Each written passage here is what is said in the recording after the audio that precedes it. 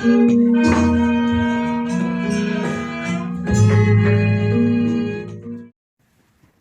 itu bukan upacara, meditasi bukan doa, meditasi tidak meminta sesuatu, tapi meditasi itu berlatih untuk memperoleh kemampuan mengenal. Ketika Anda sedang bekerja, biasanya pikiran kita gampang terdistraksi, gampang sekali kita terganggu oleh hal-hal yang lain. Misalnya ketika kita ada beban di rumah, masalah di rumah, kemudian ketika kita bekerja, kadang-kadang kepikiran masalah di rumah dan hasilnya adalah pekerjaan kita kurang berhasil ataupun kurang maksimal hasilnya. Demikian pula kalau di rumah, kadang-kadang kita kepikiran beban kantor sehingga pekerjaan di rumah menjadi kurang maksimal. Nah, meditasi sebetulnya adalah melatih keterampilan memusatkan pikiran. Pada saat kita bermeditasi, kita disarankan untuk memperhatikan objek. Jadi objeknya misalnya apa? Pernapasan, nafas masuk, nafas keluar misalnya. Nah, pengamatan pada nafas itu sebetulnya melatih pikiran kita supaya terbiasa menyadari saat ini saya sedang apa.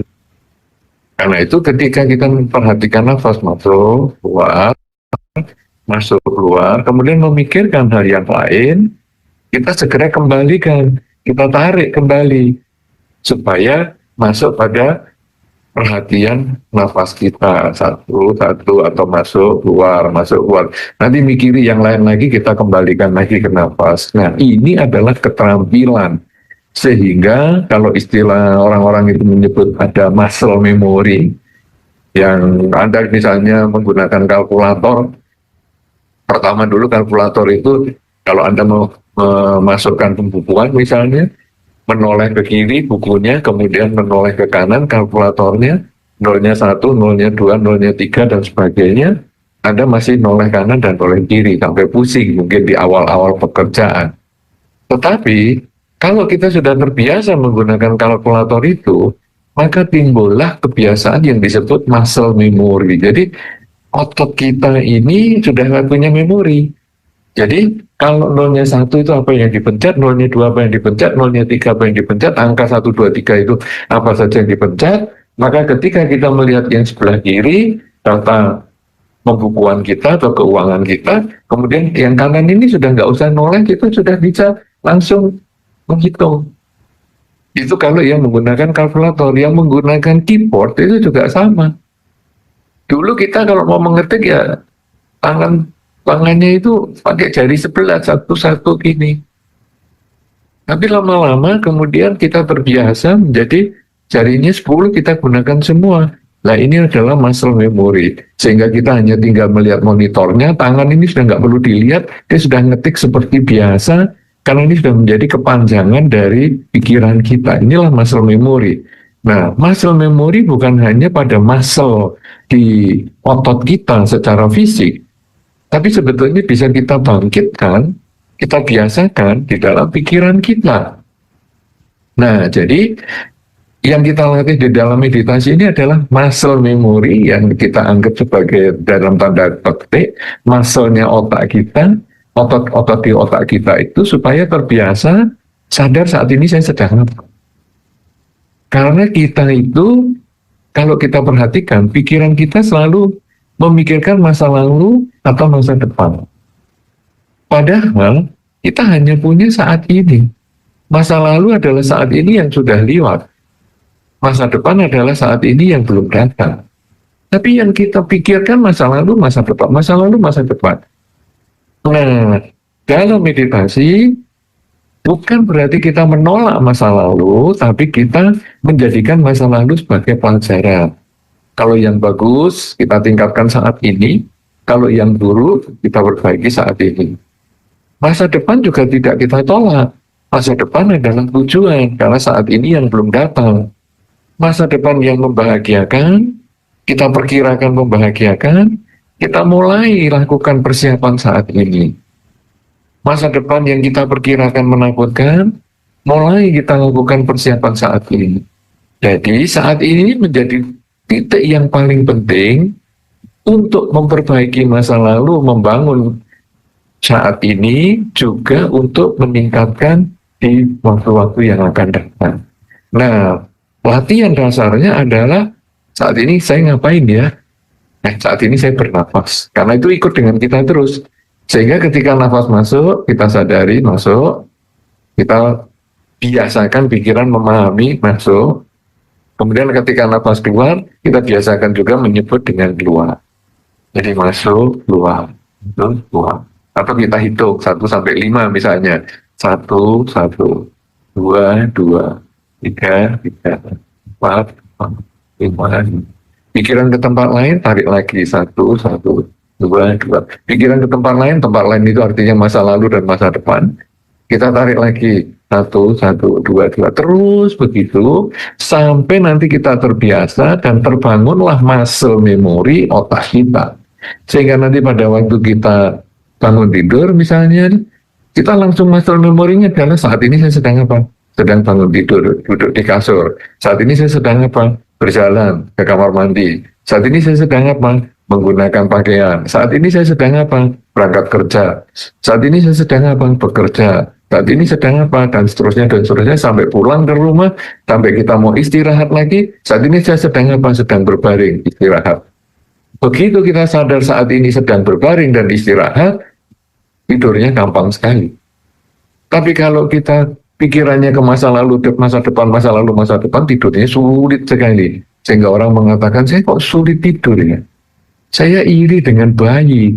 Bayi begitu gampangnya tidur. Saya ini kok sulit sekali. Kenapa? Karena mikirkan masa lalu dan masa depan. Jadi kalau masa lalu adalah, aduh tadi di kantor saya ngapain begitu ya? Aduh saya kok melakukan kesalahan itu, stres. Itu masa lalu. Masa depan juga begitu. Besok saya mau dipanggil bos, ngapain ya? Apa mau dinaikkan gaji saya? Apa saya mau dipindahkan ke posisi yang lebih nyaman? Jadi kita nggak bisa tidur. Kenapa? Karena tidak pada saat ini. Nah, begitu kita sadari saat ini saya sedang apa? Sedang berbaring. Sedang apa? Narik nafas. Nafas masuk, nafas keluar. 5 menit tidur. Apapun yang terjadi tadi di kantor, apapun besok yang akan terjadi, kita tidur saat. Nah, ini adalah prinsip dasar meditasi ya. Jadi meditasi adalah keterampilan memusatkan pikiran, dan latihan meditasi pagi bangun tidur, malam mau tidur, kita biasakan seperti itu. 30 menit pagi bangun tidur, malam 30 menit, sebetulnya adalah membiasakan membangun muscle memory di otak kita, supaya kita selalu sadar saat ini sedang apa. Jadi meditasi bukan di 30 menit pagi bangun dan mau tidur, tetapi justru di kehidupan sehari-hari. Meditasi bukan di tempat-tempat pelatihan, tapi justru di kehidupan sehari-hari. Pagi bangun tidur, malam mau tidur, kemudian latihan di pusat-pusat pelatihan. Itu sebetulnya adalah latihan meditasi, bukan meditasi yang sesungguhnya. Karena itu, meditasi yang sesungguhnya justru ada di kehidupan kita sehari-hari. Nah, ini adalah pembukaan kita. Nah, kemudian mungkin kalau ada pertanyaan, nanti dikatakan oleh Bu Susi, sudah ada pertanyaan-pertanyaan yang masuk, nah silahkan sekarang kita bahas pertanyaannya, ataupun kalau memang ada yang langsung, boleh juga langsung, kalau memang seandainya dari panitia memperkenankan pertanyaan secara langsung. Terima kasih, silahkan Ibu Susi membacakan ataupun mengatur jalurnya pertanyaan tadi. Silahkan. Baik, Bante, terima kasih ya. Ya, teman-teman, jadi benar ya kata Bante, meditasi sesungguhnya itu ya justru yang pada saat kita sehari-hari, bukan yang waktu duduk di cushion ya. Kalau duduk di cushion kita cuman ibaratnya latihan ketenangan ya, Bante ya. Nah, Bante, kita masuk ke pertanyaan pertama ya yang dari Google Form. Teman-teman yang lain boleh menyiapkan pertanyaannya, bisa tulis di chat, atau juga nanti yang mau langsung boleh raise hand. Dari Ibu In Perwiwati, bagaimana cara memotivasi diri sebagai seorang ibu rumah tangga untuk selalu bermeditasi secara teratur setiap hari? Karena kesibukan sehari-hari mempengaruhi ketenangan dalam meditasi, karena pikirannya selalu mengembara. Nah, gimana tuh, Bante? Pikiran kita memang selalu mengembara. Tadi yang saya sampaikan, bahwa kita selalu berpikir masa lalu dan masa depan. Nah, sekarang bagaimana kita memotivasi diri? Sebetulnya yang pertama kita harus melatih dengan disiplin. Sama dengan kita berangkat ke kantor, Anda yang hari ini berangkat ke kantor dari mana saja, pusat maupun cabang. Sebetulnya kadang-kadang, diakui atau tidak, kita itu waktu mau berangkat ke kantor itu ada satu masa yang agak males.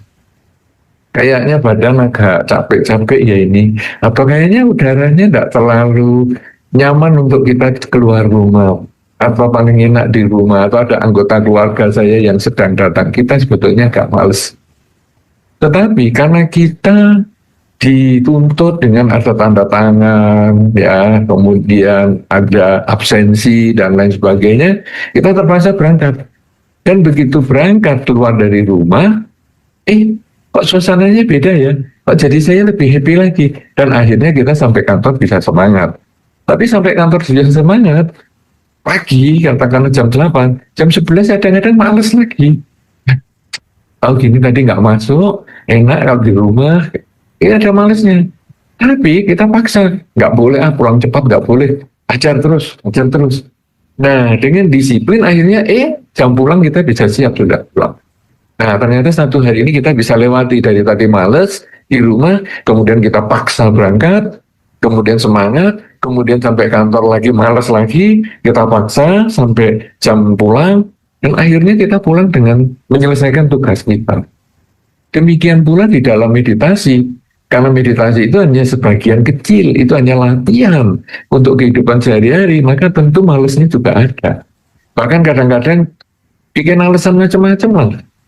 Maka saya sering mengatakan, ataupun tadi saya sudah pernah mengatakan, latihan meditasi itu pagi bangun tidur dan malam mau tidur.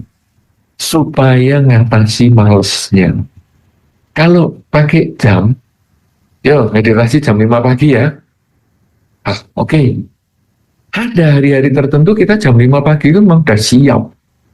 Tetapi tadi malam saya itu tidurnya jam 1 malam atau jam 2 karena banyak kesibukan. Jadi kalau sekarang jam 5 saya meditasi, aduh ngantuk sekali, nanti aja ya. Nanti kalau jam kantor aja jam 12 sampai jam 1 saya meditasi. Jam 12 sampai jam 1 diajak ngomong sama temen, lupa meditasi. Ya sudahlah nanti sore. Nanti sore ada tamu, lupa lagi. Ya sudahlah besok aja digabung. Besok digabung lupa atau terlalu banyak. Saya meditasi biasa setengah jam. Kalau besok saya gabung, berarti saya kan 1 jam. 1 jam saya harus bangunnya lebih awal untuk berangkat kantor dengan tepat waktu. Aduh enggak, udah. Nah, jadi dari ngutang akhirnya ngemplang. Nah, tapi kalau bangun tidur dan mau tidur itu paling enak. Bangunnya jam berapa ya biasa hari ini? Jam 5. Oke, meditasi jam 5, 30 menit. Ini hari Minggu, meditasinya bangun tidurnya jam berapa nih? Jam 9. Oke, jam 9 meditasi. Kan enak, nggak ada alasan. Karena kita pasti bangun tidur. Mau tidur juga gitu. Kalau kita tentukan sore misalnya, meditasi jam berapa? Jam 7 malam ya? Oke. Jam 7 malam ada tamu. Aduh, gimana ini? Mau ngusir juga nggak enak. Masa, maaf ya, saya meditasi dulu setengah jam. Kamu cemilan-cemilan ini habisin dulu. Nggak seperti itu juga kan? Akhirnya, sudahlah nanti aja. Akhirnya tamunya pulang jam 10. Nggak usah meditasi lah. Saya biasanya jam 7. Nah, ini kita cari alasan. Dasarnya apa? Males. Kita itu penuh dengan ketamaan di dalam hidup kita, seneng yang menyenangkan itu kita pertahankan, dan yang tidak menyenangkan kita tolak. Meditasi adalah sesuatu yang bagi sebagian orang kurang menyenangkan, sehingga kalau bisa kita tolak aja lah pakai alasan macam.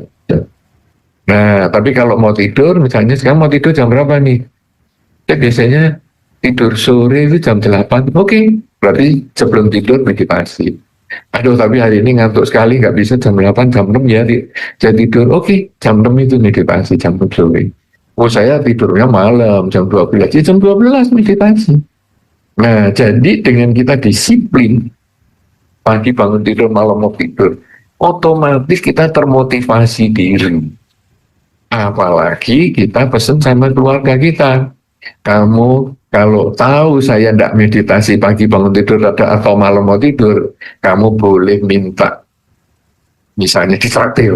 Nah, jadi kita menggunakan unsur luar, unsur eksternal untuk memotivasi diri kita. Misalnya anak, pasangan hidup, atau siapapun juga, kamu kalau lihat saya bangun tidur atau mau tidur nggak meditasi, boleh nuntut saya. Nah, akhirnya kita daripada saya kehilangan sesuatu, daripada saya harus interaktif dia, oke, saya meditasi. Nah, itu adalah cara-cara memotivasi diri. Apakah Anda ibu rumah tangga, Anda pekerja, Anda hidup yang masih sendirian, atau Anda sudah tua dan sebagainya, sama. Kuncinya adalah disiplin. Karena meditasi itu adalah membangun muscle memory di otak kita. Kalau tidak disiplin, nggak bisa. Begitu, mudah-mudahan ini bisa diterima cara untuk memotivasi diri ini. Ya tentu banyak juga ya yang lain, misalnya tahu tujuan meditasi adalah untuk apa ini tadi, supaya kita lebih gampang fokus, mungkin kita menjadi lebih tenang ngadepi masalah di kehidupan sehari-hari, kita bisa lebih punya rasa percaya diri dan lain sebagainya, itu banyak sekali. Tapi yang saya mau tekankan di sini adalah kedisiplinan berlatih. Itu adalah termasuk salah satu upaya memotivasi diri. Demikian, mudah-mudahan bermanfaat. Iya Bante, hal-hal yang diulang-ulang akan jadi mahir ya Bante ya. Nah, dan kalau sudah tahu manfaatnya, sudah dapat satu aha moment, itu akan terus udah jadi motivasi ya. Bante, ini ada lagi pertanyaan dari Pak Rudi. Bagaimana cara kita memahami anicca, dukkha, dan anatta saat bermeditasi Bante? Iya, anicca, dukkha, anatta itu bukan teori ya. Jadi kita nanti latihan itu otomatis kita perlahan-lahan mengerti. Oh ini, misalnya begini, dalam duduk bermeditasi, sebaiknya kita tidak melakukan gerakan apa-apa selama timernya belum bunyi. Paling tidak gerakannya itu hanya 3 gerakan, yaitu menegakkan punggung, karena kadang punggung itu nunduk, kita angkat lagi dulu. Menegakkan kepala, karena kepala kadang-kadang juga nunduk, kita tegakkan. Sama menelan ludah. Jadi hanya 3 itu saja. Kesemutan gimana? Tahan. Dalam 30 menit, tidak mungkin kalau Anda kesemutan itu terus kemudian lumpuh. Jadi tahan aja, hanya 30 menit. Wah ini saya gatal sekali badan saya, ini gimana ya? Aduh kok di muka saya sepertinya gatal. Tahan. Jangan melakukan gerakan apa-apa selain menegakkan punggung, kepala, dan menelan ludah. Saya gelisah sekali nih, kepingin ke toilet ini. Tahan dulu, nggak jam. Seperti kalau kita mau ke toilet tapi pesawat sudah mau mendarat, ya sudah disuruh buka jendela dan sebagainya, kan kita terpaksa tahan, karena kalau nanti kita berdiri pasti diomelin sama pramugari, jadi akhirnya ya kita tahan, kan bisa setengah jam. Nah, jadi itu kemudian kita tahan semua. Nanti di dalam pikiran kita ini pada saat menahan itu otomatis muncul beberapa pengertian. Salah satu ini adalah tubuh ini memang tidak kekal sungguhan. Dulu ketika saya muda, ya nggak mau 3 tahun yang lalu lah, duduk setengah jam ini gampang sekali. Kenapa ya sekarang setelah saya usianya nambah begini kok duduk setengah jam ada aja, kesemutan lah, kepengen ke toilet lah, gatal sana, gatal sini, aduh kok nggak enak semua. Memang umur ini ya, hidup kalau umur ini cepat sekali. Nah nanti itu otomatis ngerti, jadi nggak usah anicca, anicca, anicca. Tidak seperti itu. Anda tidak usah membayangkan itu. Ya, kalau kita mau memahami ya, karena pemahaman anicca, dukkha, dan anatta ini hanya salah satu aja, Anda akan menembus ketiganya. Karena ketika Anda tahu ketidakkekalan, maka Anda akan tahu bahwa itu semua adalah dukkha. Ya, jadi tidak bisa Anda tahan semuanya, dan itu juga adalah anatta. Jadi tidak bisa Anda kuasai semua itu karena dia berjalan secara alamiah. Itu penembusannya itu satu saja seperti sudah mengerti ketiganya. Itu seperti dalam ruang ada 3 pintu. Pintu anicca, dukkha, dan anatta. Jadi masuk dari mana saja akan memasuki ruangan yang sama. Jadi tidak dipisahkan. Sekarang aku mau merenungkan anicca dulu ah. Anicca, anicca, anicca sambil dengarkan ragunya Bante Giri, anicca, anicca, anicca. Nah, nanti Anda akan ngerti sendiri pada waktu Anda meditasi itu karena pengalaman. Jadi, kesemutan. Wah, Gak bekal ini hidup ini lama-lama sakit semua ya. Tadi pikiran saya tenang nih, 5 menit pertama tenang, sekarang kok jadi gelisah ya. Nah, ini langsung kita tahu itu tidak kekal, apalagi timernya kita pasang. Timer ini penting sekali ya, karena timer itu adalah kehidupan kita. Jadi jangan meditasi tanpa timer. Meditasi gunakan timer, karena timer kita ini ada yang besar, yaitu ketika kita lahir, itu kita timernya dihidupkan. Dan timer kita kehidupan ini, waktu bunyi, berarti kita sudah terlahir kembali. Ini timer yang panjang. Lahir, terlahir kembali. Itu satu timer. Di dalam timer yang besar ini, ada timer-timer kecil. Timer waktu sekolah SD, timer waktu SMP, SMA, perguruan tinggi, S1, S2, dan seterusnya. Timer bekerja di Indofood ini misalnya, timer bekerja di situ. Itu adalah timer ketika Anda mulai masuk kerja, diterima, kemudian sampai Anda keluar atau pensiun atau apa, itu adalah timer. Kemudian dari timer yang besar itu juga ada timer harian, yaitu hari ini Anda masuk kerja, kemudian nanti sampai pulang, itu timernya berarti bunyi. Kemudian timer harian ini juga ada timer sekarang ini, misalnya timer pertemuan kita ini. Tadi waktu dibuka oleh Ibu Susi itu timernya dihidupkan, nanti sampai ditutup, itu berarti timernya bunyi. Jadi hidup kita selalu penuh dengan timer. Artinya apa? Bahwa hidup ini tidak kekal. Kita pasti akan berpisah dengan yang kita cintai, dan pasti akan bertemu dengan yang tidak kita sukai. Ketika kita sedang duduk meditasi, baru enak sekali timernya bunyi.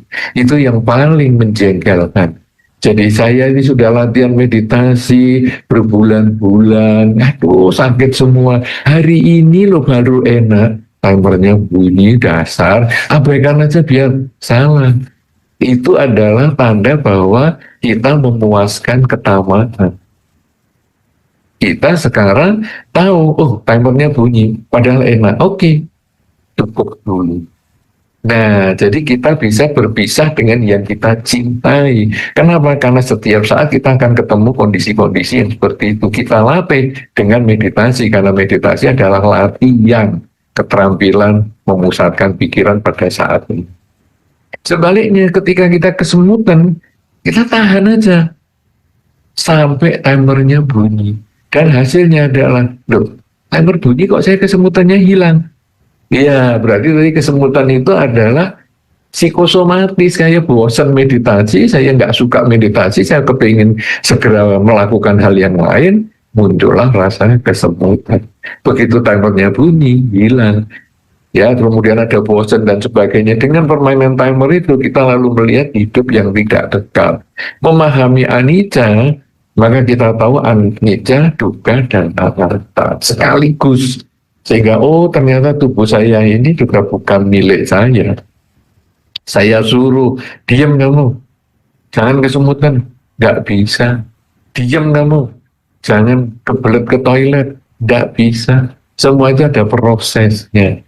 Nah, dengan cara itu setahap-setahap meditasi ini memasukkan anicca, dukkha, dan anatta ke dalam diri. Karena kita tentu tahu di dalam Dhammanussati disampaikan bahwa Dhamma itu sangat dekat, tak lapuk oleh waktu, ya, dapat diselami oleh orang bijaksana. Kenapa? Karena ada di dalam diri. Anicca, dukkha, dan anatta ada di dalam diri. Jadi jangan teorinya yang disampaikan, tapi nanti kita akan memahami anicca, dukkha, anatta. Teori anicca, dukkha, anatta itu diceritakan orang yang sudah memahami. Kita bukan belajar dari situ, tapi kita nanti akan memahami juga. Dan akhirnya kita akan mengatakan, oh ini anicca, dukkha, dan anatta. Ya, belajar pakai timer, nanti Anda akan bisa memahami anicca, dukkha, dan anatta. Baik, silahkan Bu Susi lanjut. Pertanyaan selanjutnya ya dari YouTube, kita ambil dari YouTube, dari Pak Warsito Huang. Sukihotu, selamat siang Bante. Kadang-kadang seseorang kalau ditanya, dia langsung bisa menjawab dengan mudah. Apakah ini termasuk salah satu hasil meditasi Bante? Anumodana. Iya, sebetulnya begini. Ketika orang ditanya kemudian bisa menjawab, berarti pertanyaan Anda itu di dalam skop yang dia miliki, skop pengetahuan yang dia miliki, skop pengalaman yang dia miliki. Jadi kalau Anda bertanya di luar skop atau di luar lingkup pengetahuan ataupun pengalamannya, ya pasti nggak bisa dijawab. Jadi misalnya sekarang Anda memegang ballpoint.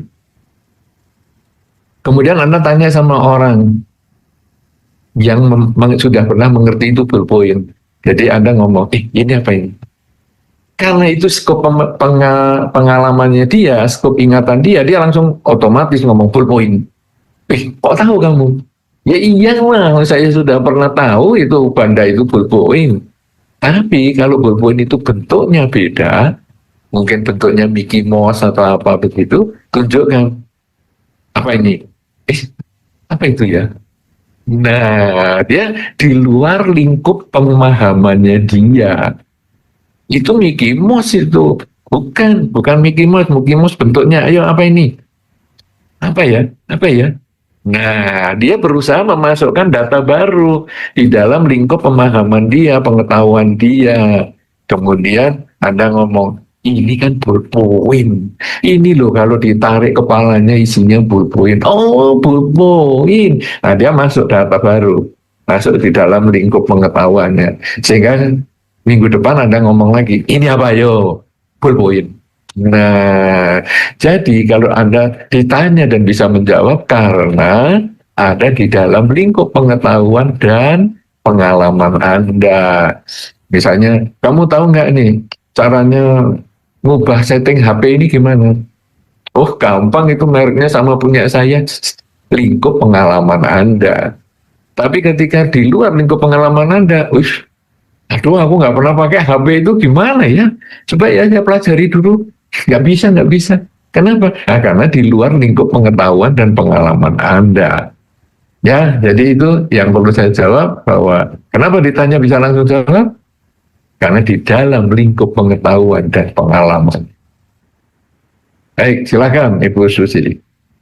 Iya, jangan terlalu berharap meditasi tuh kayak bisa ada mujizat kesaktian gitu ya Bante ya. Luar biasa jawaban Bante. Pertanyaan selanjutnya dari Zoom ya. Jadi saya bergantian antara Zoom, Google, dan YouTube ya, biar semuanya kebagian. Ini Pak Indra yang bertanya, mohon penjelasan Bante, sebelum meditasi apakah perlu membacakan parita dahulu atau bisa langsung meditasi? Yang kedua, bagaimana memulai meditasi objek Asuba untuk umat awam yang tidak bisa melihat Asuba langsung? Di internet pun sangat terbatas, tidak ada untuk gambar-gambar tersebut. Mohon penjelasan Bante. Baik. Sebelum meditasi, apa yang harus dilakukan? Idealnya untuk umat Buddha baca parita, yang non-Buddhis berdoa, ya berdoa tetapi bukan meminta sesuatu, mungkin mengulang aja kalimat. Bagi yang tidak ingin beragama, maka dia bisa mendengarkan pengantar meditasi, lagu pengantar meditasi. Jadi bukan pengiring meditasi ya.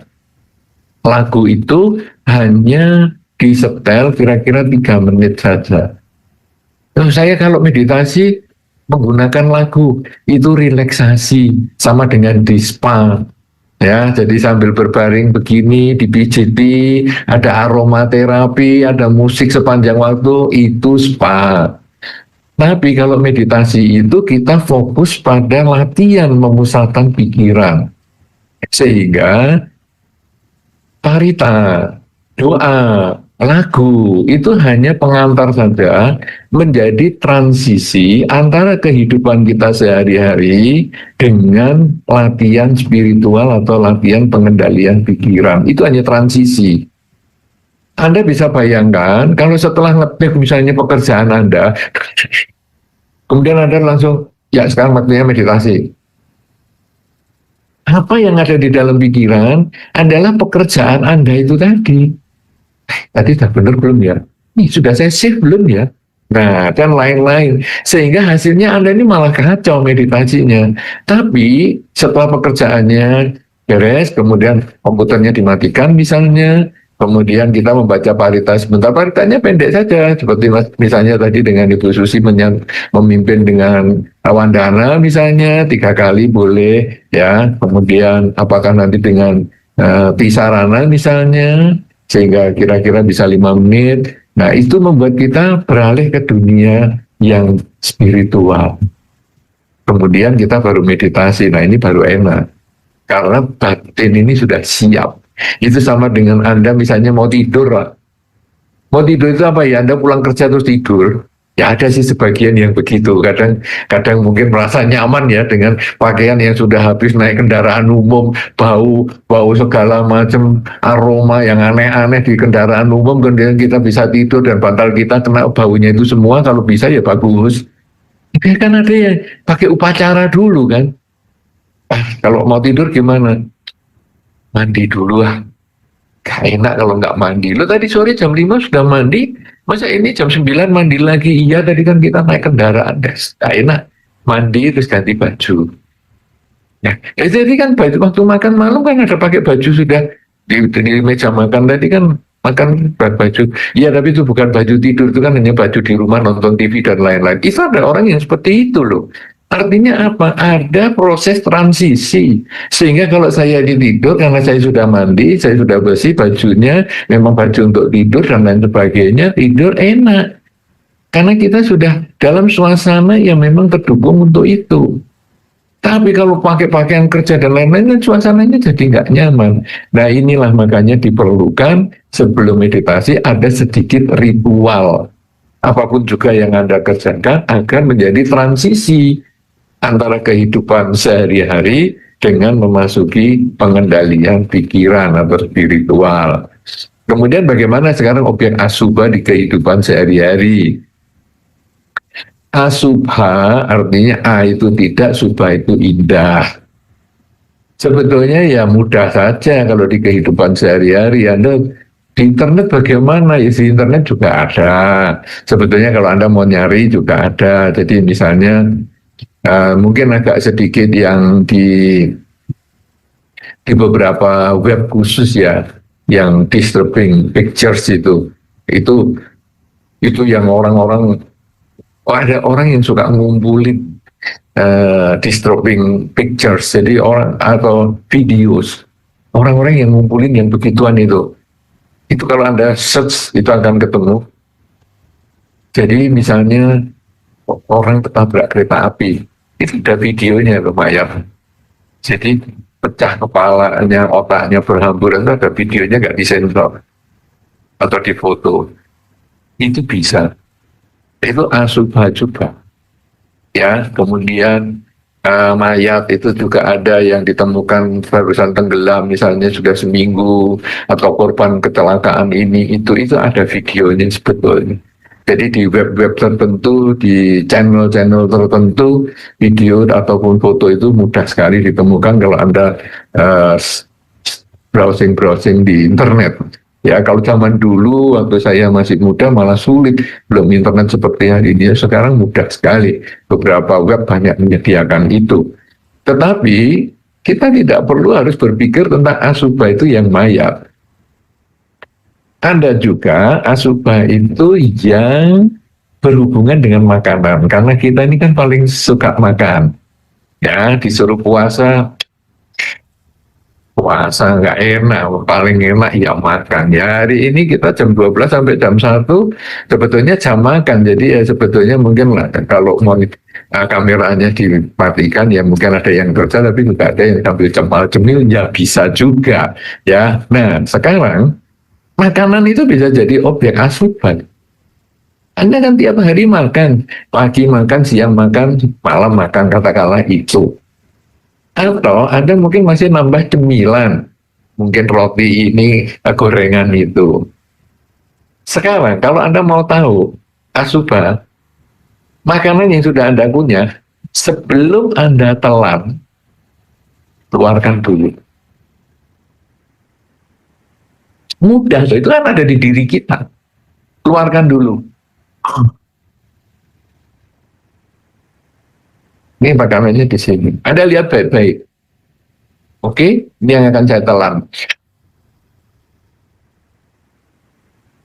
Biasa saja. Loh kenapa? Itu kan milik kita. Itu kan biasanya kita telan. Kenapa sekarang setelah dikeluarkan, bisa nggak Anda telan? rasanya sama nih, enak. Punyamu bagaimana? Tanya teman sebelah. Punyamu gimana? Nggak sama ya. Punyamu lebih pedas. Bisa. Itu sudah asubah, nggak usah jauh-jauh. Ada di diri kita. Diri kita ini kumpulan asubah. Itu yang baru akan ditelan. Makanya jam 12 sekarang, 2 jam lagi. Kita lihat. Kalau di dalam perut itu prosesnya kayak apa? 2 jam coba ke toilet. Oh ini ya kalau udah 2 jam. Sedap. Bagaimana? Bisa? Bagaimana makanan ini kalau besok pagi? Itu lebih seru itu. Besok pagi ambil dari tempat yang agak jauh, tangannya agak jauh ke bawah sana. Ini kan makanan yang kemarin ini. Oh bagus juga ya, cabenya masih ada. Asubha. Tak usah jauh-jauh, ada di diri kita. Oleh karena itu Sang Buddha kan menyampaikan bahwa ya diri kita inilah kumpulan kekotoran. Tidak usah jauh-jauh. Kan? Nanti kalau rambut ini saja juga sudah jadi asubha. Jadi makanan yang ada rambutnya saja kadang diklaim tuh sama restorannya. Yang ini ada rambutnya. Rambut adalah asubha. Gigi asubha. Anda makan di depan orang. Kenapa kalau orang ambil tusuk gigi kok gini? Coba gini. Kira-kira Anda mau makan nggak? Itu asubha sudah. Gampang sekali. Anda punya gigi, saya punya gigi. Ayo kita adu gigi di meja makan. Aduh gigi saya kok aneh ya, ada dagingnya ngempit ya. Coba kamu lihatin di punya saya. Saya mau ke toilet sebentar ya. Titip gigi palsu, pegangkan. Asubha. Jadi banyak di diri kita ini loh isinya kekotoran semua. Lihat cowok ganteng, lihat cewek cantik di depan Anda. Kira-kira Anda ada minat nggak sama dia? Gampang sekali. Ya, jadi bagaimana memulai objek asubha? Lihatlah diri Anda sendiri, lihatlah lingkungan Anda, nanti Anda akan tahu bahwa kita ini kumpulan asubha yang tidak indah. Baik, silakan lanjut. Ya, semoga jangan yang ekstrim-ekstrim dulu ya. Nanti jadi mundur mah. Bante, saya izin ya, memang ini kan topiknya meditasi, tapi ada satu dari YouTube ya yang menurut saya cukup bagus karena itu juga jadi pertanyaan saya juga ya, karena biasanya suka ada konflik sedikit ya antara volunteer dan pengurus wihara misalnya ya. Dari Niger, Sukihotu Vandami Bante, bagaimana caranya kita mengatasi rasa ketakutan ketika kita ingin berbuat baik, rasanya selalu ada ketakutan dimanfaatkan oleh orang lain. Akhirnya kita jadi netting dan motivasi kita untuk berbuat baik itu jadi turun. Kadang berkaca dari pengalaman saya sebelumnya ketika saya jalan di jalan Dharma ini, cenderung saya berbuat baik, tapi pengalaman sebelumnya saya menyadari banyak sekali orang-orang di sekitar saya itu memanfaatkan diri saya, atau yang saya dianggap orang yang bisa dikompromikan selalu dianggap enteng gitu loh Bante. Silakan Bante. Baik, jadi kita memang di dalam Dhamma ini kan diajar untuk berbuat baik ya. Nah, jadi gimana? Ini biara mau ada acara Waisak nih. Oke, bantu-bantu ya. Oke, berdana ya. Oke, gampang sekali. Nah, tapi biara sana juga bisa bantu enggak? Bisa. Bisa berdana juga enggak? Bisa. Biara itu bisa enggak? Bisa. Berdana juga bisa. Lama-lama aku kok jadi capek juga ya. Diginiin. Apakah aku dimanfaatkan? Kita sekarang harus memahami bahwa diri kita itu adalah selalu menjadikan pihak lain sebagai objek pemuas. Satu contoh, saya kok suka HP merek ini ya dibandingkan merek itu. Kenapa? Karena HP merek ini memuaskan keinginan saya. Hurufnya besar, layarnya besar, terang, gampang settingannya. Yang ini layarnya kecil, saya sudah tua, susah. Settingannya rumit. Jadi saya nggak suka. Itu sebetulnya adalah kepilihan secara personal, subjektif. Tapi kita menjadikan dia sebagai general, objektif. Jadi kalau ditanya orang, saya mau beli HP enak yang mana ya? Oh enak yang A, jangan yang B nggak enak. Ya, itu mulai kita mengeneralisasi, menjadikan sebagai objektif, padahal itu subjektif. Kalau menurut saya, A yang enak, B yang tidak. Tapi menurut kamu mungkin beda. Nah, ternyata benar. Iya, yang B yang enak kalau menurut saya. Iya, karena itu cocok bagi kamu. Kalau beli rumah di mana kamu enaknya jalannya? Oh ya, jalan ini. Kenapa? Nah, ini dekat kantor, dekat kendaraan umum, kemudian dekat wihara. Lah ini cocok dengan keinginan saya. Jangan daerah itu jauh, sepi ini. Oh, kalau saya senang yang sepi daripada yang ramai. Nah, jadi ini kan semuanya karena keinginan kita. Kemudian, kamu anjing sama kucing suka mana? Oh, kalau aku ya suka anjing. Kenapa? Karena anjing itu nurutan, juru gini bisa jaga gini gitu. Kalau kucing nakal gini gitu. Nah, tapi orang kok juga banyak yang pelihara kucing. Karena sesuai dengan keinginannya dia. Tidak sama, jadi jangan digeneralisasi. Pelihara binatangnya ya anjing, jangan kucing. Tidak benar itu. Kalau saya senang kucing, berarti kamu kurang pengetahuan itu. Tidak bisa, itu adalah kecenderungan kita. Kamu kalau restoran seneng yang mana? Saya restoran seneng yang ini. Kenapa? Karena harganya cocok, rasanya cocok, pemandangannya bagus, parkirannya luas. Nah kalau restoran itu saya nggak suka, juga mahal, tukangnya judes-judes. Keinginan kita. Semua keinginan kita kan, dunia itu kan hanya alat pemuas. Kemudian, sekarang anak. Ini yang mengerikan. Punya anak lebih dari satu. Kenapa saya suka anak si A daripada si B? Nah, kenapa? Karena si A itu ya kalau saya suruh nurut. Kalau si B saya suruh, ada aja alasan menjengkelkan. Tapi ya kalau saya pergi kemana-mana, saya keinget ya, ini makanan ini kesukaannya si A. Cuman karena anak saya lebih dari satu, ya saya harus belikan si B dan si C. Supaya kelihatannya adil, padahal tidak. Anak juga alat pemuas. Kerja, saya senang kerja di sini karena ini kelebihannya. Saya nggak suka di sana karena kekurangannya ini. Semua itu hanya alat pemuas. Nah, sekarang jatuh tempo kita mau berbuat baik. Berbuat baik pun itu adalah alat pemuas diri kita. Saya suka berbuat baik di wihara. Kok nggak mau di tempat lain? Karena saya alat pemuasnya di situ. Saya puas kalau di situ saya mendapat penghargaan dan sebagainya. Nah, jadi akhirnya ketika kita mendapatkan tanggapan dari pihak lain yang berbeda dari harapan kita, kita menjadi tidak puas. Saya kalau di sana dimanfaatkan, maka saya nggak mau kerja di sana. Saya lebih baik kerja di sini. Saya merasa tidak dimanfaatkan.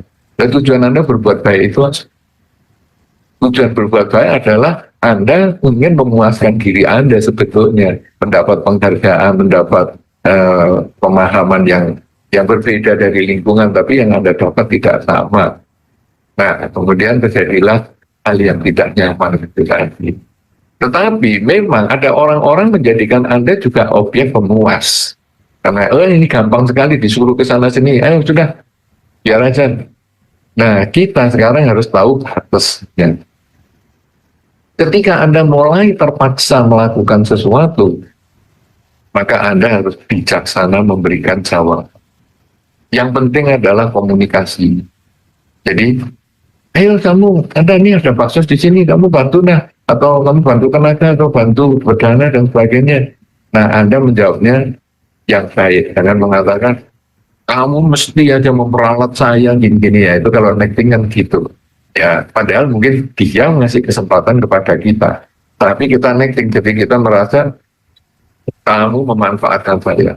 Kita jawabnya yang baik ada dengan mengatakan, maaf ya, nanti lain kesempatan aja.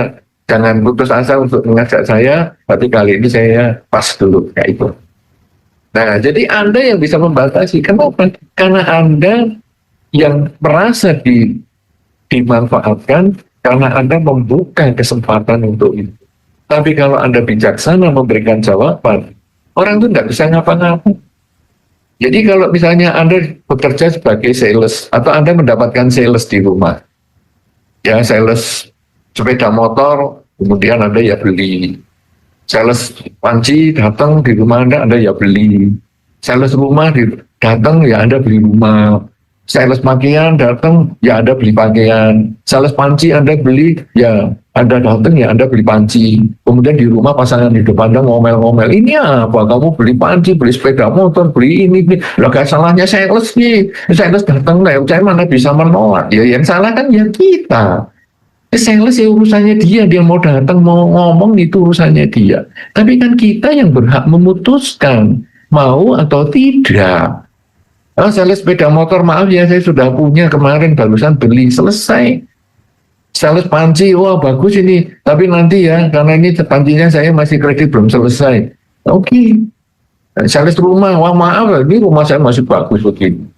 Anda yang bisa nolak kok. Sekarang orang Anda takut dimanfaatkan kan? Kalau takut dimanfaatkan ya Anda tolak baik-baik. Karena mereka kan sales. Sales yang menawarkan kesempatan Anda berbuat baik. Nih loh, di sini ada pindah patah masal. Nih loh, di sana ada pembangunan wihara. Nih loh, tinggal Anda kan yang ngomong, maaf ya, ini kebetulan saya sudah ada dana hari ini saya gunakan untuk kesempatan di tempat lain. Selesai. Jangan nyalakan loh, kamu sih gara-gara kamu ngajak saya berbuat baik, gara-gara ini. Nah, ini kan kamu memanfaatkan. Bukan, karena kita nggak tegas untuk memberikan jawaban. Begitu, mudah-mudahan tidak ada negatif thinking lagi sama orang lain, karena semua itu adalah keputusan kita. Tidak ada orang lain bisa memaksakan kita, hanya kita yang memutuskan sendiri. Sehingga resikonya kita harus tanggung sendiri, bukan orang lain. Ingat aja tentang sales itu. Anda beli barang bukan karena salesnya yang pandai, tapi karena Anda yang mentalnya lemah. Baik. Luar biasa. Ya luar biasa Bante ya. Tapi ada bagusnya juga kita jadi dimanfaatkan karena kita bermanfaat ya Bante ya, daripada nggak bermanfaat. Juga harus berani bilang tidak ya, harus berani bilang tidak. Kita harus melakukannya dengan kegembiraan hati ya. Semua hal baik harus dilakukan dengan baik juga ya Bante. Bante, ini ada 3 pertanyaan sebenarnya, jadi saya rangkum saja ya dari Ibu Santi di Google Form, dari Medula Oblong Lata di YouTube, dan Fung di Zoom. Intinya adalah gimana caranya menentukan metode meditasi yang cocok kalau kita tuh orangnya misalnya agak baperan atau mageran atau yang talk aktif, misalnya hyperaktif. Itu metodenya apa nih meditasi yang cocok buat kita gitu kan. Terus juga kita tahu dari mana kalau meditasi yang udah kita pilih, kita jalankan itu sudah baik gitu Kak, hasilnya sudah cocok gitu ya. Sama katanya apakah setiap meditasi itu harus ada lihat nimita gitu Bante? Karena di beberapa tempat selalu ditanya, udah dapat nimita belum sih gitu. Nah, gimana tuh Bante? Terima kasih. Baik. Wah, 3 pertanyaan dalam waktu 10 menit nih ya.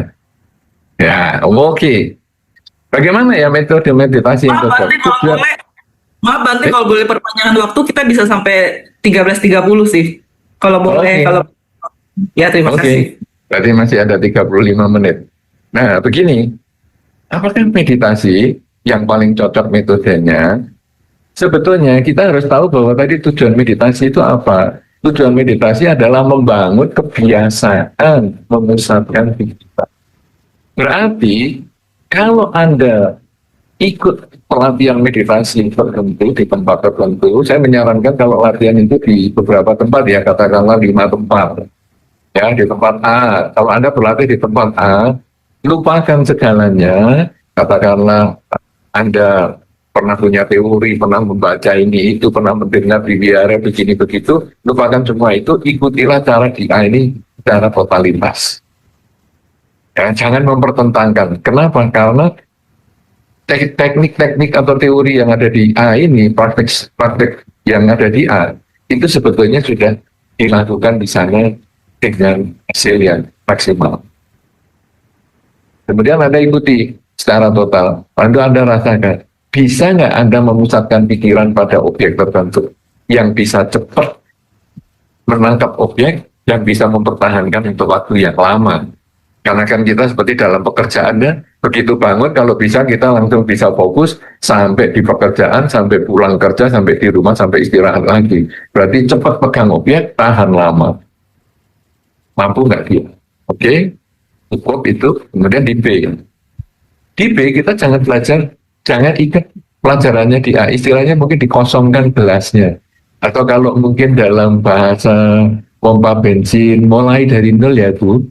Nah, jadi mulai dari nol. Ini, jadi kita kosongkan itu semua. Lalu kita ngikuti secara totalitas. Caranya di situ bagaimana? Kemudian sudah oke. Cepat nggak bisa pegang objek, tahan lama nggak? Kemudian cara di D, di D, di E.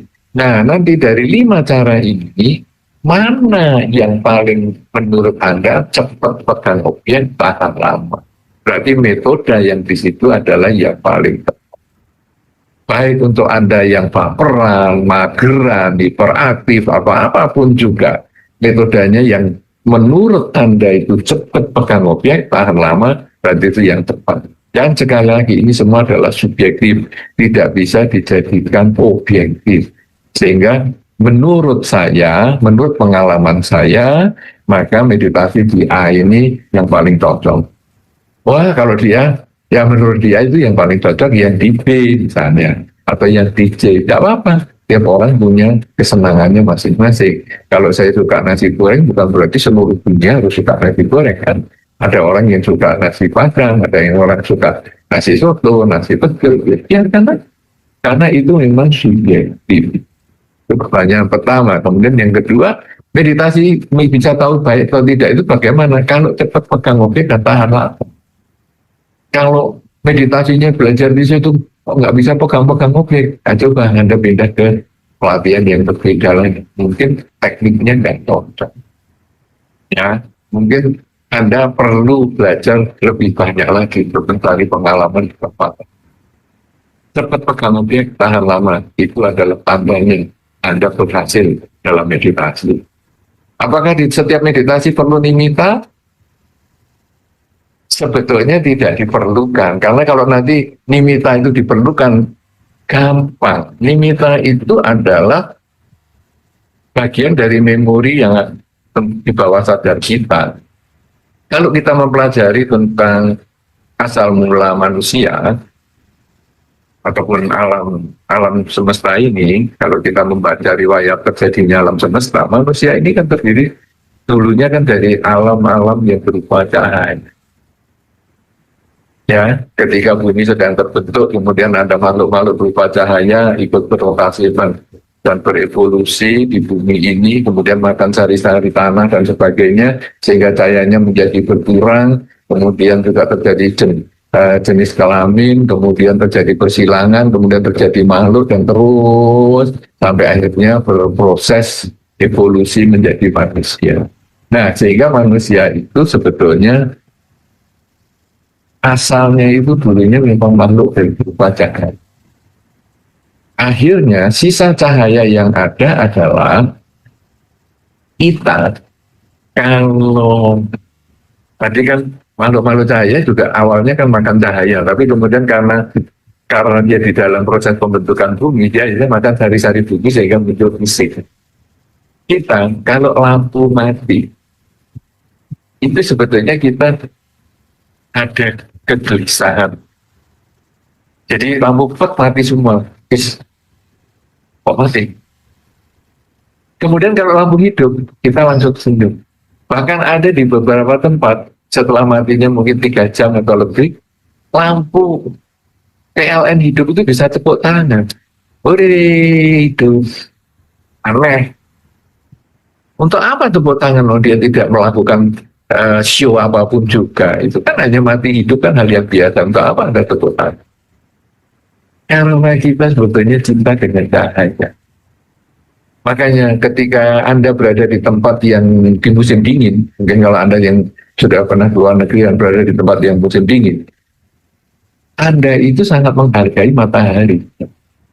Sehingga naik bis atau naik kereta di negara yang musim dingin itu menggigil ya, pakai baju hangat. Kemudian di jendela ini ada matahari, langsung ada nempel ke situ. Wah enaknya. Padahal kalau di Indonesia ada matahari takut, langsung payungan. Tapi di luar negeri ada nempel gini, jemur.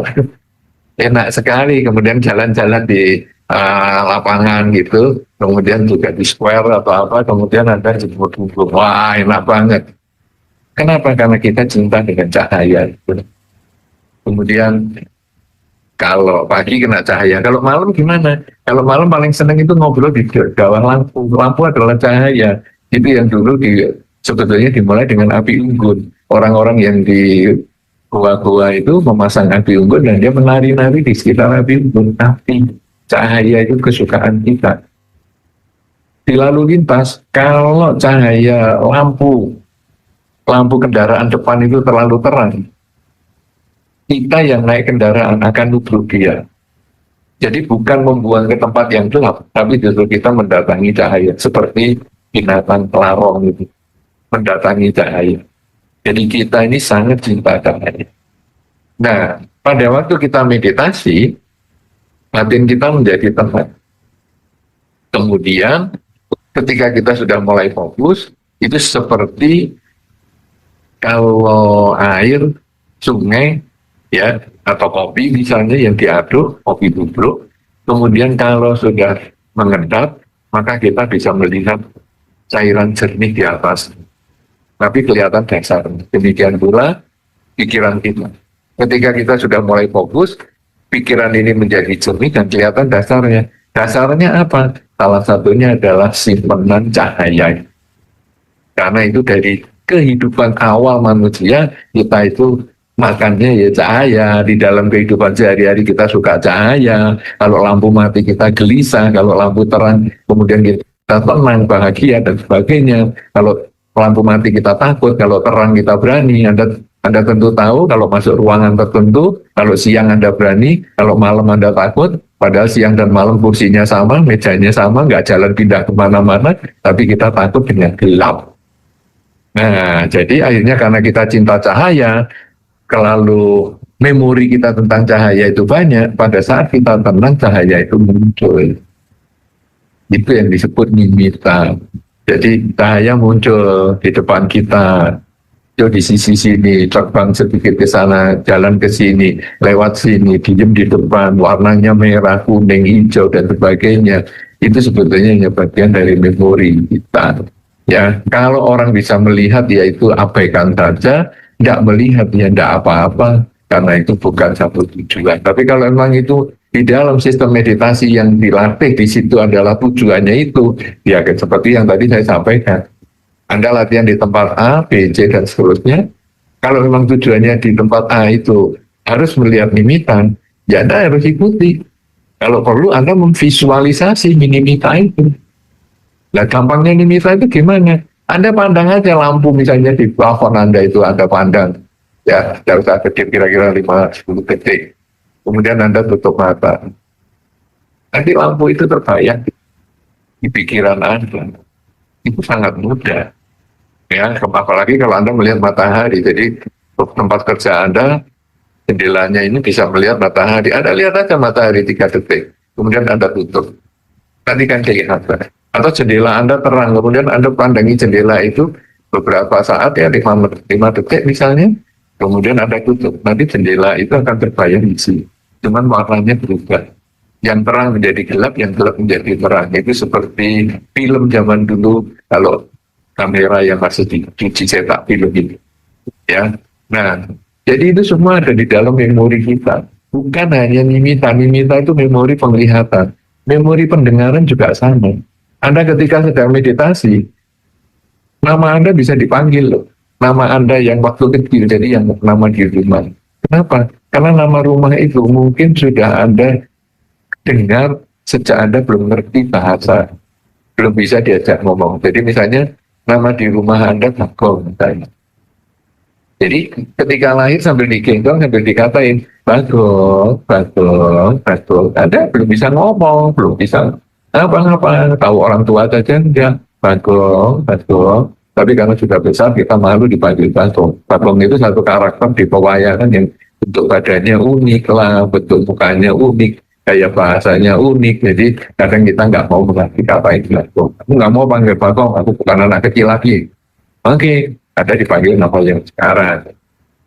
Namanya Roger. Wah, jadi gagah namanya. Dari Bagong untuk kembali ke Roger. Wah, hebat banget. Robert misalnya, wah, bagus banget. Nah, nanti waktu meditasi si Robert ini, maaf ya kalau di sini ada namanya Robert, saya yang ngambil ngawur gitu aja. Nah, saya tidak baca satu-satu nama Anda. Nah, kemudian saya namanya Robert. Kalau kebetulan nama sama, ya maaf, ini disclaimer. Ini bukan karena maksud dan tujuan untuk menyindir Anda. Ya, Robert ini dia meditasi. Lalu dia merasa dipanggil oleh neneknya. Bagong. Kita merasa mendengar itu sebetulnya ya kayak kita yang dilihat, tapi sekarang ini munculnya karena setiap orang kan impiannya beda-beda. Yang kuat di mana? Nah, ini yang buat ada telinga. Ini. Ya, Nek. Enggak ada.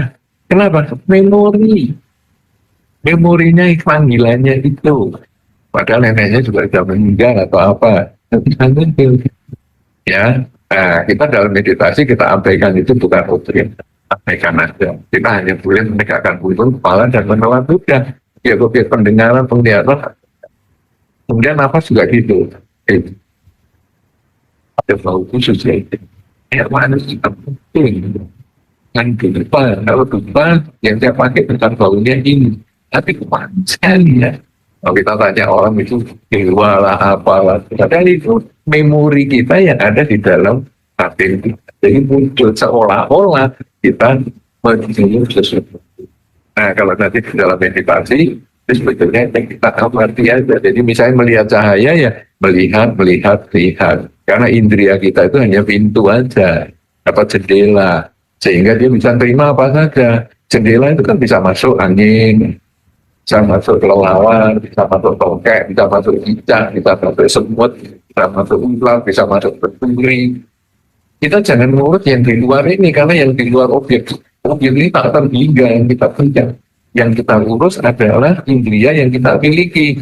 Kalau mau dengan tutup jendelanya, berarti kita tutup apa saja yang kita objek apa itu. Untuk saya tidak mau pusing, jendela tutup. Tapi kalau saya mau memperhatikan objek, maka saya membuka yang khusus saja. Jadi sekarang saya buka sekitar, datang misalnya nyamuk, maka saya hanya mengenali sebagai melihat. Daripada ngomong melihat nyamuk ini dari mana? Kok bisa masuk ke sini? Apa tahu alamat saya? Kenapa nggak WA dulu dan lain sebagainya? Itu tidak perlu. Jadi kita langsung mengenali sebagai melihat. Apapun yang dilihat itu tidak urusan. Dan demikian pula pendengaran. Kita mau tutup kuping, abaikan semua yang kita tutup. Tapi kalau mau kita buka, hanya sini mendengar, udah. Karena kalau itu diikuti ini apa nih? Itu diambilkan dompetnya bapakmu, diambil. Kemudian, bapaknya tahu, kamu kok ngambil dompetku? Disuruh nenek. Dapat bisikan gaib, disuruh nenek. Ya kemana orang mau percaya begitu? Kenapa? Karena kita sudah halu. Dan itu terjadi, pembunuhan itu terjadi, begituan. Anak digorok sama orang tuanya, dia ngomong saya mendapat perintah ini. Anak saya seharusnya potong sendiri. Nah, jadi itu sebetulnya halu. Kenapa? Karena kita seolah-olah mendengar, padahal itu adalah memori kita sendiri. Demikian pula penciuman. Wah, ini tempat ini ada hantunya nih, ada dewanya ini. Buktinya wangi sekali baunya. Itu memori kita. Mungkin juga gitu. Waktu kita meditasi kok seolah-olah ada sesuatu yang mengelus-ngelus saya ya. Itu semuanya memori. Makanya pada saat meditasi itu abaikan. Ya, jadi kalau menurut pandangan saya tidak semua meditasi itu harus mendapatkan imita. Tetapi ada pelatihan-pelatihan meditasi tertentu yang mengharapkan ada nimita. Kalau Anda ikut di situ, ya Anda harus meng-create nimitanya itu supaya Anda sesuai dengan yang dari pelatihan. Baik, 3 pertanyaan sudah kita bereskan. Wah, luar biasa ya Bante. Ternyata benar ya, kita window shopping itu perlu ya. Karena kita mencari metode yang harus kita komitmen jalankan seumur hidup kita. Seperti kita mencari pasangan hidup ya Bante ya. Perlu window shopping juga. Bante ini mohon maaf saya rangkum lagi 3 orang lagi ya. Dari YouTube itu Pak Fendi Binata. Dari Zoom ada 2, Pak Kusnadi dan Pak Acong. Mereka ini bertanya tentang halangan dalam bermeditasi sebenarnya. Jadi waktu meditasi itu kan sering kesemutan, kakinya kebas, terus ada pikiran kera ya, atau pikiran mengembara gitu kan. Terus ada juga yang merasa diganggu makhluk halus, terus juga ada rasa kebosanan. Nah itu gimana cara menghadapinya Bante? Terima kasih. Nah, sekarang meditasi itu kan ada 2 macam. Yang satu meditasi itu menutup pintu indera, yang satu membuka selektif. Nah, jadi kalau kita masuk ke dalam tahap yang pertama yaitu menutup indria, apa saja yang bukan objek kita abaikan. Maka halangan dalam meditasi tadi misalnya kesemutan. Tadi sudah beberapa kali saya sampaikan, selama kita meditasi yang saya maksudkan adalah meditasi duduk. Sebetulnya meditasi itu bisa duduk, berdiri, dan berjalan. Ya, nah jadi kalau kesemutan itu berarti meditasi duduk, kita abaikan. Saya tadi sudah sampaikan setengah jam kita bertahan untuk tidak bergerak. Walaupun kesemutan tidak akan lumpuh, tahan gitu. Jadi tubuh kita itu asal tidak diikat pada tulang tunggal, ya bisa tulang tunggal itu kan di tulang lengan atas terus tahan. Kalau sampai kita ikat lebih dari 20 menit, itu bisa berproblem dengan peredaran darah yang menuju ke aliran bawahnya. Tetapi kalau kita hanya bersila saja, maka peredaran darah itu bisa lewat di mana-mana karena tidak ada yang diikat, ya. Jadi mungkin hanya karena di balik lutut kita itu, karena kita menggunakan mungkin celana yang agak tebal, dari balik lutut kita itu agak tebal, sehingga di situ agak buntu. Tetapi tidak problem, karena peredaran darah itu kan cairan, dia bisa lewat pembuluh-pembuluh darah yang lain. Nah, jadi kesemutan kita tahan, karena kita hanya bisa 3 gerakan, menegakkan punggung, menegakkan kepala, dan mana lagi. Abaikan saja. Pikiran kacau. Nah, ini pikiran kacau ini, kita sadari dan kemudian kita kembalikan ke objek. Sebetulnya orang-orang yang meditasi dengan pikiran kacau, pikirannya memang sulit sekali dikendalikan. Gunakanlah objek meditasi yang lebih bersifat fisik. Misalnya, Anda menggunakan tasbih atau counter. Jadi, begitu. Kalau begitu, misalnya mengulang kalimat semoga semua makhluk bahagia, klik, semoga semua makhluk bahagia, klik. Jadi dihitung, semoga semua makhluk bahagia, semoga semua makhluk bahagia, semoga. Jadi ada fisiknya. Karena kalau Anda pengulangan saja, kemudian apalagi di dalam batin, bisa lupa. Muscle memorinya belum bisa. Walaupun yang sederhana. Kalau Anda mau buktikan adalah, mungkin Anda hafal dengan Budang Saranang Gejami, ya di sarana ya.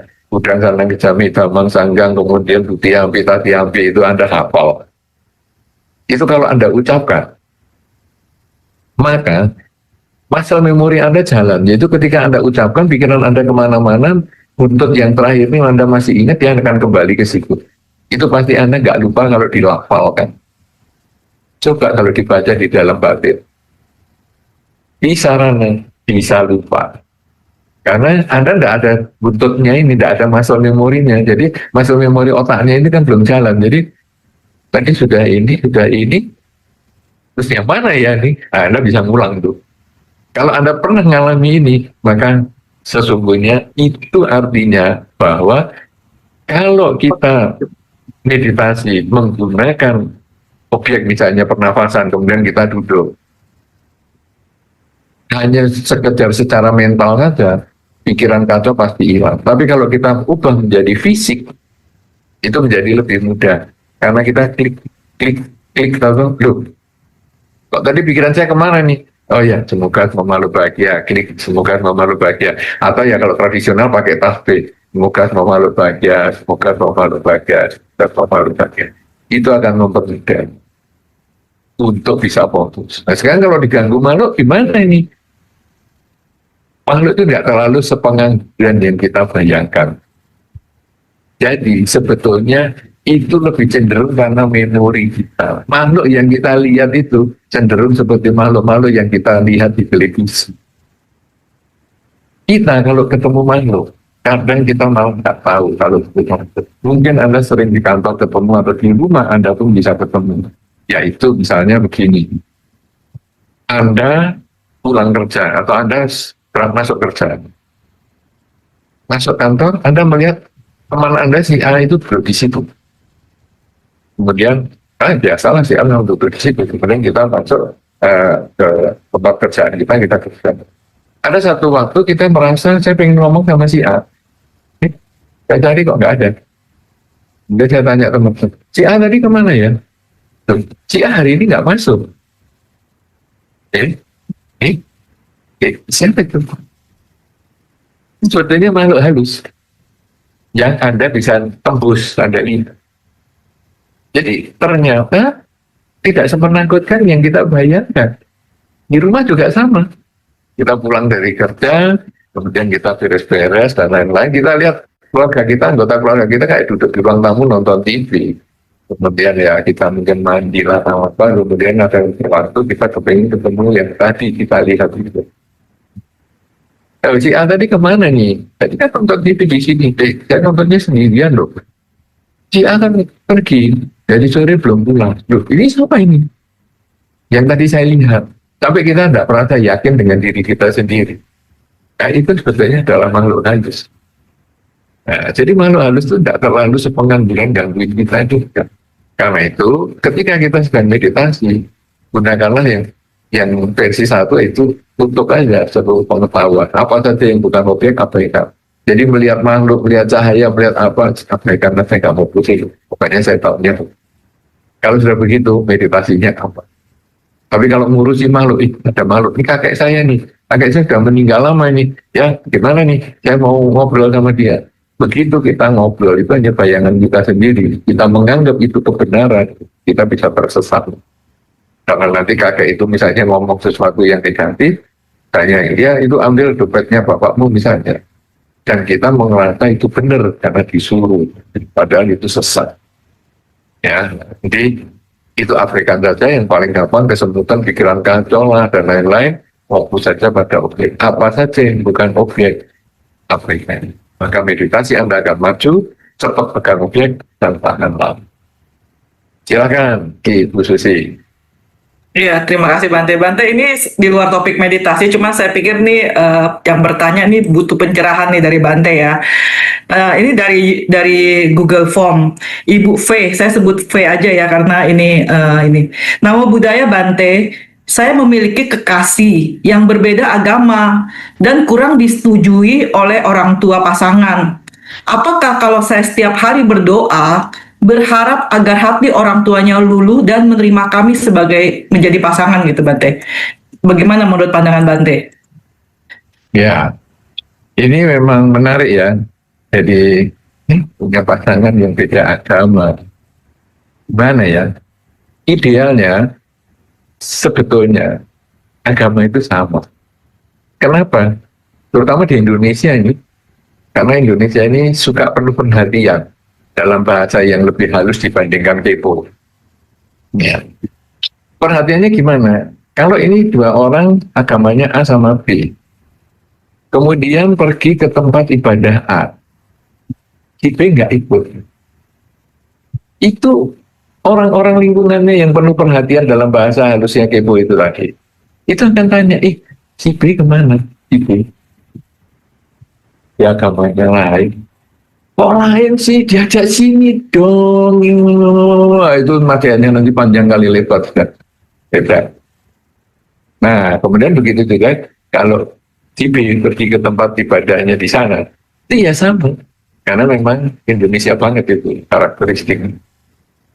Karena pacarmu, katanya kamu sudah pacaran, sekarang sudah berdekatan sama si A, kamu nggak pernah diajak.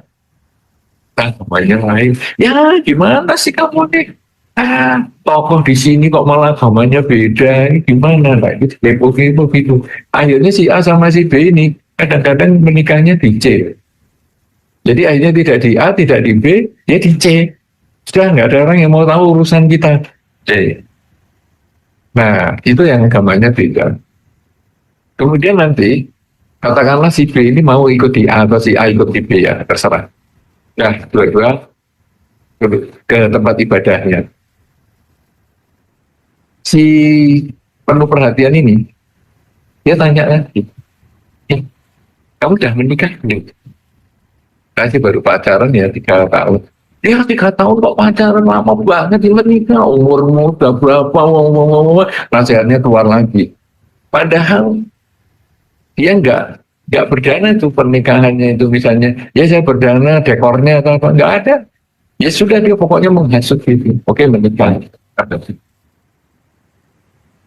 Nanti pergi ke tempat ibadah itu, si A dan si B ini dapat perhatian lagi alias perkepoan itu.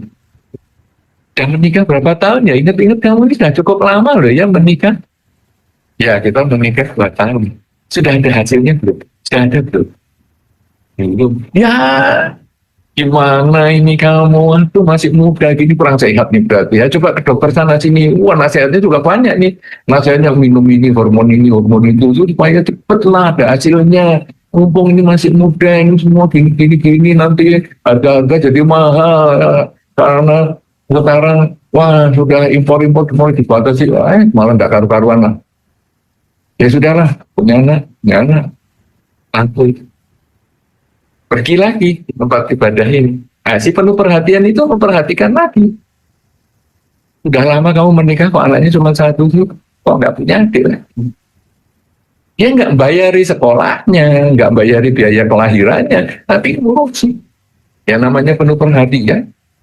Nah, 2 laki semua. Duh, kok 2 kok laki semua? Ya mestinya ada perempuannya kan kalau sejak tidak ada perempuannya tidak bagus, orang normal. Akhirnya cari perempuan supaya anaknya atau anaknya perempuan semua juga sama. Kok nggak ada anak laki ini? Itu penuh perhatian. Nah, orang-orang di dunia luar itu seperti itu. Kita yang harusnya memutuskan sendiri. Jangan dipengaruhi oleh orang luar. Orang luar itu silahkan usul, tapi kita adalah yang tetap harus punya prinsip. Nah, sekarang beda agama. Beda agama ini penuh perhatian ini juga pusing. Karena penuh perhatian ini, lingkungan kita, ini nanti terus-terusan. Jadi, sekarang kita berdua nih ya. Sekarang kita mau ibadah kemana nih? Ya sudahlah, biar ikut kamu. Kalau hari tertentu, hari lain saya ikut kamu. Oke. Kemudian, kita menikahnya cara apa ya? Terserah lah, ikut kamu nggak apa-apa. Atau ikut kamu juga nggak apa-apa. Ikut ini atau ikut ini sama. Oke, menikah. Tapi tetap 2 agama. Kemudian punya anak 1. Anaknya dididik apa nih? Didik ini atau didik ini? Didik ayahnya atau pak ibunya? Ya sudahlah, anak dididik ibunya. Ya. Lalu punya anak lagi, dididik ibunya lagi. Bapaknya merasa loh, kok saya tidak punya geng nih kalau di rumah. Wah, ini sekarang saya perlu punya anak 2 lagi nih untuk geng-gengan ini supaya dididik saya sama. Jadi bingung.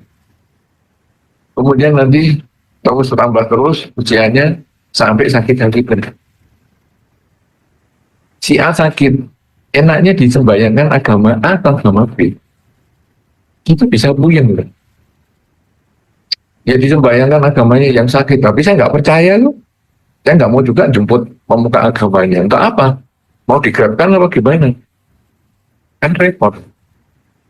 Ya sudah ikut di B aja, ikut sembahyang yang sehat. Nah ini nggak percaya. Tapi kalau saya percaya kan dari kecil atau dari waktu menikah sudah ikut agamanya B, buktinya saya nggak ikut. Ini sakit ini berproblem. Kemudian meninggal. Meninggal ini mau disembayangkan agama A atau agama B? Ya agama A loh, yang A kan meninggal. Disembayangi apa saja kan nggak tahu. Yang tahu kan keluarganya B. Jadi orang yang agamanya A bisa disembayangi cara B. Tapi ya sudahlah kita sembahyangkan cara A. Tapi semua semua anggota keluarga yang B nggak usah ikut sembahyang. Apa ya enak yang sembahyang juga. Nah sudah ini terus dimakamkan. Dimakamkan kira-kira bentuk makamnya agama A atau agama B. Ini makamnya suami istri dibikin bersamaan sengkong ini, kemudian ini mau menurut agama A atau B. Itu bisa puyeng seumur hidup loh. Sampai mati pun masih puyeng. Nanti 3 hariannya cara A atau cara B. Nanti setahunannya cara A atau cara B. Nanti patidanannya cara A atau cara B. Mencari masalah yang tidak perlu. Nah, jadi sekarang kembali ke model kekasih beda agama ini. Kurang disetujui orang tua. Pernikahan yang tidak disetujui orang tua cenderung bermasalah. Anda boleh lihat di lingkungan Anda saja dulu, orang-orang yang tidak disetujui orang tua itu cenderung bermasalah. Kenapa? Karena orang tua ketika tidak setuju dan Anda memaksa, dalam pikiran orang tua bawah sadarnya, itu ada ancaman. Itu kalau Anda sekarang di tempat kerja ya, di tempat kerja kemudian ada teman yang tanya, cara ngerjakannya gimana? Ini saya sebentar lagi mau dipanggil bos nih. Ini pertanggungjawabannya gini, ini bener nggak? Salah nih. Caranya gini salah. Coba kamu bikin yang gini. Caramu malah ruwet, sudah biar gini aja. Nggak apa-apa ya. Kemudian Anda ngomong, ya sudah nggak apa-apa. Tapi dalam batin Anda, itu ada kata-kata kecil sekali, halus sekali, dengan nada halus. Nanti kalau sampai bos marah, kamu jangan tanya saya lagi. Itu ancaman. Pernah Anda berpikir gitu? Ya, kamu saya kasih tahu nggak mau. Nanti kalau sampai dipanggil bos dan salah, baru tahu kamu bahwa aku sebetulnya lebih tahu daripada kamu.